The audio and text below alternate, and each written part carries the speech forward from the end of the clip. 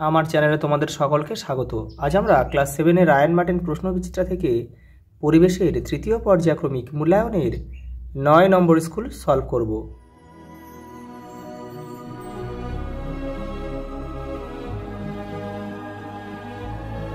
দেখো প্রথম প্রশ্ন, দেখো একটি দর্পণের উপর দর্পণের তলের সঙ্গে 30 ডিগ্রি কোণ করে আলোকরশ্মি পড়লে প্রতিফলন কোণের মান কত হবে? 30 ডিগ্রি হবে। আয়নায় বস্তুর পার্শ্বীয় প্রতিফলন পরিবর্তন হয়। দেখো 0 ডিগ্রি সি উষ্ণতায় 1 গ্রাম বিশুদ্ধ জল 0 ডিগ্রি সি উষ্ণতার 1 গ্রাম বিশুদ্ধ বরফে পরিণত হতে পরিবেশে তাপ বর্জন করে দেখো 80 কিলো ক্যালোরি। ঘড়ির কাঁটার অগ্রভাগের গতি হলো বৃত্তাকার পথের গতি। মিটার পার সেকেন্ড হলো দ্রুতি ও বেগ উভয়ের একক। 2 কেজি ভরের বস্তুর উপর কত বল প্রয়োগ করলে বস্তুটি ত্বরণ হবে? দেখো 4 নিউটন। পরমাণুর নিউক্লিয়াস ধনাত্মক আধানযুক্ত। পরের দেখো AlCl3-তে অ্যালুমিনিয়াম ধাতুর যোজ্যতা কত? 3।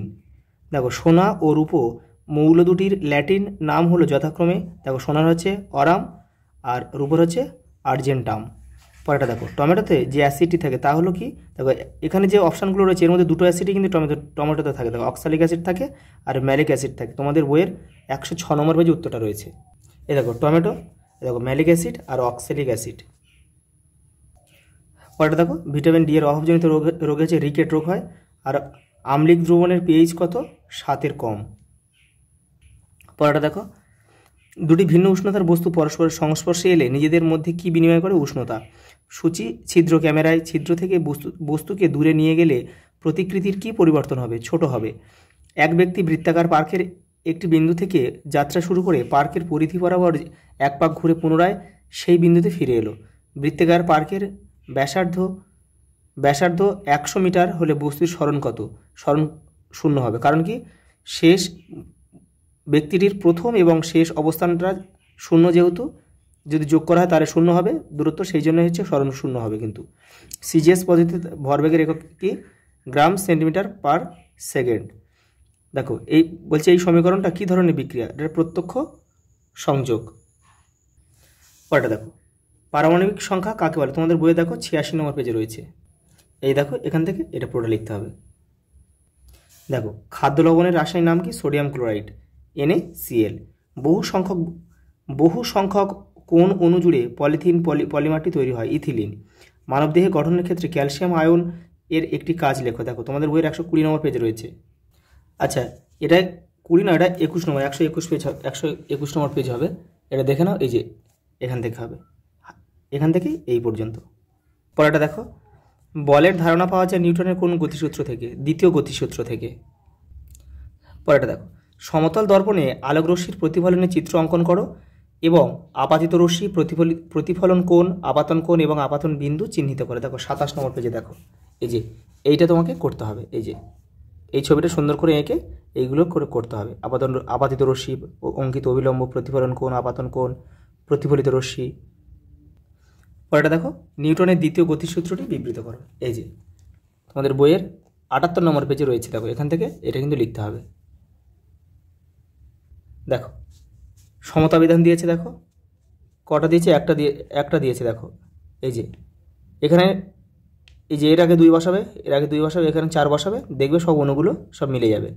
দেখো সংকেত লেখো নাইট্রাইট মূলক NO2-। মানবদেহে অ্যাসিড ক্ষার ভারসাম্য কোন কোন বিষয়ের উপর নির্ভর করে? 117 নম্বর পেজে রয়েছে, তোমরা ওখান থেকে করে নেবে, একদম নিচের দিকে রয়েছে। তো দেখে নাও একটু এখান থেকে এই পর্যন্ত। পরেরটা দেখো কাঁচ কিভাবে তৈরি করা হয়?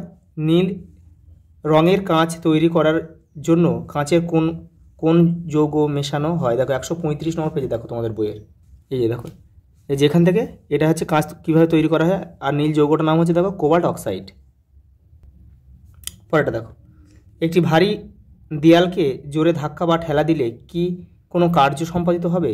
দেখো ব্যাখ্যা করো। দেখো রায়ান মার্টিন 153 নম্বর পেজে রয়েছে উত্তরটা, দেখে নাও। এই যে এখান থেকে এই পর্যন্ত লিখবে। পরেরটা দেখো পিতলের কলসি অপেক্ষা মাটির কলসিতে জল বেশি ঠান্ডা থাকে কেন? দেখো তোমাদের বইয়ের 13 নম্বর পেজে রয়েছে উত্তরটা। এই দেখো এখান থেকে এটা পুরোটা লিখবে। পরেরটা দেখো গলনের লিনতাক বলতে কী বোঝে, তোমাদের বইয়ের দেখো 11 নম্বর পেজে উত্তরটা রয়েছে, এই যে এখান থেকে এই পর্যন্ত বলেছে। দেখো, স্থির বাস হঠাৎ চলতে আরম্ভ করলে কোনো কিছু না ধরে দাঁড়িয়ে থাকা যাত্রী পিছন দিকে হেলে পড়ে কেন? দেখো, তোমাদের বইয়ের 76 নম্বর পেজে রয়েছে, নিচের দিকে তোমরা দেখে নেবে, এটা একটা ছবি দেওয়া রয়েছে, দেখবে বল ও ত্বরণের মধ্যে সম্পর্ক কী। দেখো, F = m × a, m মানে বস্তুর ভর আর a মানে বস্তুর ত্বরণ।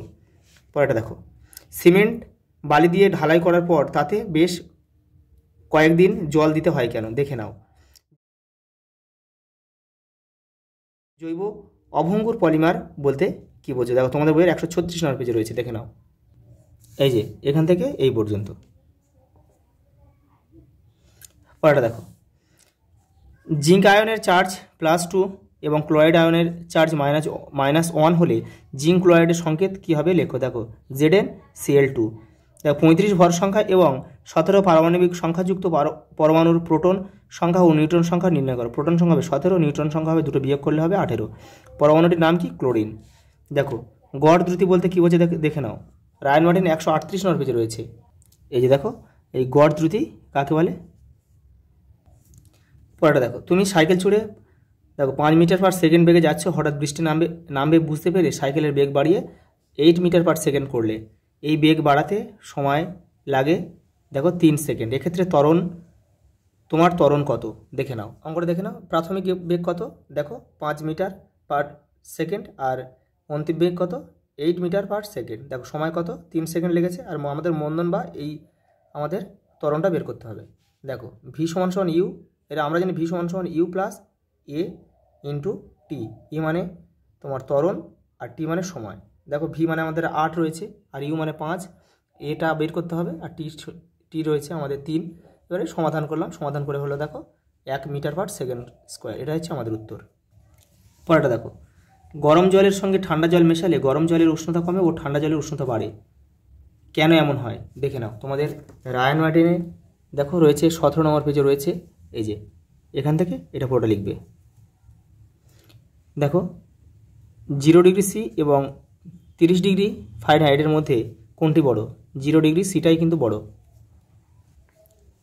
লাইফ সায়েন্স দেখো, পরেরটা, কেটে যাওয়া জায়গা থেকে রক্ত পড়া বন্ধ করতে সাহায্য করে ভিটামিন কে।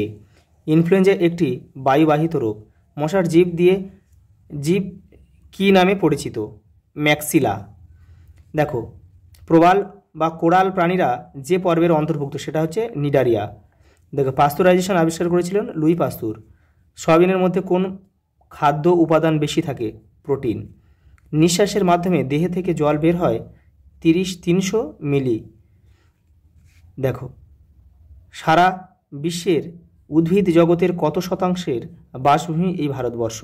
এটা হবে কিন্তু এখানে যে অপশানগুলো আছে এগুলো একটাও হবে না, এটা হবে 7%। দেখো, তোমাদের বইয়ের 230 নম্বর পেজে রয়েছে, এই দেখো, সারা বিশ্বের উদ্ভিদ জগতের 7% বাসভূমি এই ভারতবর্ষ।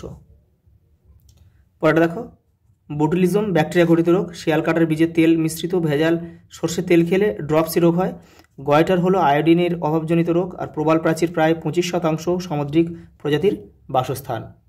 পরেরটা দেখো, বিশুচিকা রোগ কোন রোগের অপর নাম? কলেরা।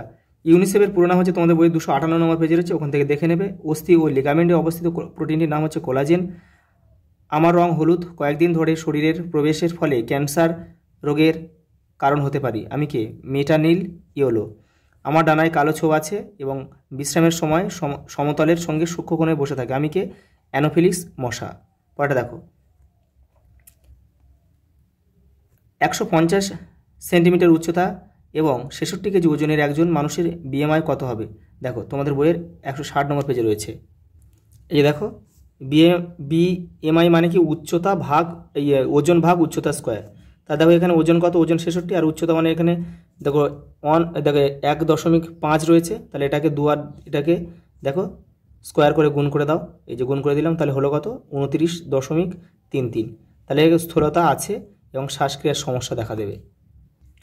পরেটা দেখো, মশাকে জৈব বাহক ও মাছিকে যান্ত্রিক বাহক বলা হয় কেন? তোমাদের বইয়ের দেখো 287 নম্বর পেজে রয়েছে, ওখান থেকে করে নেবে। বহিরাগত প্রজাতির উপস্থিতি কীভাবে জীববৈচিত্র্যের ক্ষতি করে?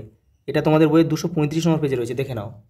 এই দেখো, পরিবেশে নতুন জীবের আগমন, এখান থেকে এটা পুরোটা লিখতে হবে। পরেরটা দেখো, খাদ্য শৃঙ্খল কাকে বলে, উদাহরণ দাও। তো দেখো রায়ন মার্টিন 388 নম্বর পেজে রয়েছে উত্তরটা। এই যে এখান থেকে এটা কাকে বলে, উদাহরণ রয়েছে এখানে। এটা খাদ্য শৃঙ্খল আর খাদ্য জালের সম্পর্কে এটা করার দরকার নেই, আমি পাশে করে এই যে এটা লিখবে, ঘাস, হরিণ, বাঘ। একটি সাধারণ শিশু একটি অটিজমে আক্রান্ত শিশুর পার্থক্য কীভাবে করবে? দেখো রায়ন মার্টিন 416 নম্বর পেজে রয়েছে। এই যে এখান থেকে এই যে এই পর্যন্ত লিখতে হবে। এটা দেখো, বায়োডাইভার্সিটি হটস্পট কাকে বলে? ভারতবর্ষের 4টি বায়োডাইভার্সিটি হটস্পটের নাম লেখো। তোমাদের বইয়ে 229 নম্বর পেজ থেকে করে নেবে। জৈব জীব বৈচিত্র্য হ্রাসের যে কোনো 3টি কারণ তোমাদের বইয়ের 234 নম্বর পেজে থেকে করে নেবে।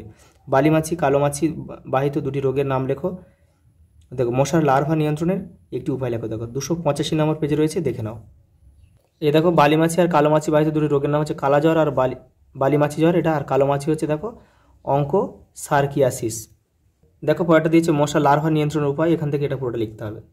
দেখো ছকটা দেখে নাও। দেখো প্রোটিন ও শক্তির অভাবে সৃষ্টি রোগ হচ্ছে কি? দেখো হচ্ছে ম্যারাসমাস। ঘুম বা খিদে বেড়ে যাওয়া, এটা হবে কি বলো তো?